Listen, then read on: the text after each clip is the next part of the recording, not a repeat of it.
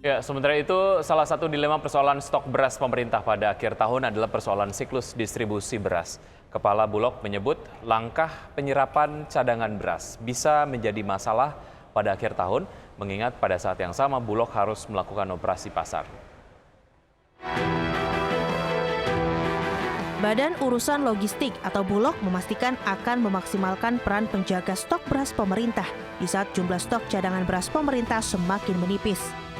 Direktur Utama Bulog Budi Waseso menjelaskan pihaknya hanya dapat memaksimalkan penyerapan ditambah impor cadangan beras pemerintah di akhir tahun ini mencapai 500 hingga 600 ribu ton. Dalam posisi harus menyerap beras tersebut, Buas menyebut ada potensi berbahaya dalam siklus distribusi beras cadangan beras pemerintah. Sebab jika di saat penyerapan, Bulog juga harus melakukan operasi pasar, maka beras pemerintah tersebut rawan kembali ke gudang Bulog. Pada akhirnya hal tersebut dapat menyebabkan kerugian negara hingga sulitnya menurunkan harga di pasar. Untuk itu Bulog memastikan akan tetap berhati-hati dalam melakukan penyerapan beras dan operasi pasar. Ini juga berbahaya, Pak. Maka saya bilang, dikala kita operasi pasar, maka sebenarnya kita tidak menyerap, Pak.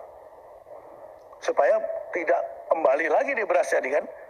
Ya karena memang kita masih pengawasannya masih konvensional gitu, Pak.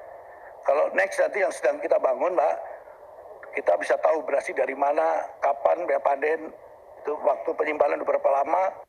Next bisa, Pak, Bulog. Tapi hari ini memang belum, Pak.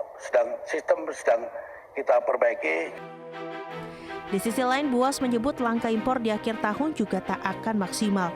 Selain akibat situasi global, stok di sejumlah negara lain juga tidak terlalu banyak dan waktu persiapan impor yang terlalu singkat. Dari Jakarta, Rajo Patmo, IDX Channel.